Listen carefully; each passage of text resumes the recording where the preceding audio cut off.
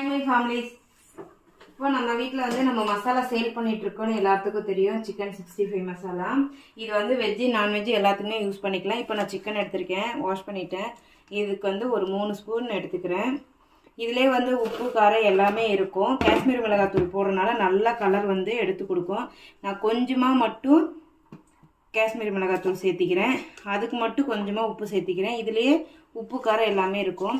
போட்டு நல்லா பிசைஞ்சு எடுத்துக்கலாம். இஞ்சி பூண்டு பேஸ்ட் வந்து ஆட் பண்ணுறது உங்களோட விருப்பம். வந்து இதிலே எல்லாருமே இருக்கும். நீங்கள் சிக்கனை கழுவிட்டு அப்படியே போட்டால் போதும்.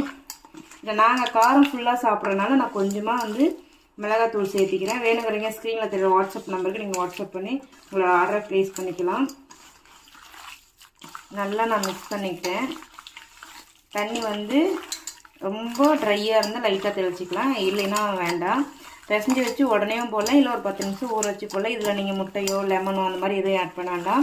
குழந்தைங்களுக்கு கொடுக்குறீங்க லைட்டாக இஞ்சி பூண்டு பேஸ்ட் சேர்த்திக்கோங்க. சட்னா ஜீரணம் ஆகிக்கும். ஸோ வேணுங்கிறீங்க வாட்ஸ்அப் நம்பருக்கு வாட்ஸ்அப் பண்ணி ஆர்டர் ப்ளேஸ் பண்ணிக்கலாம்.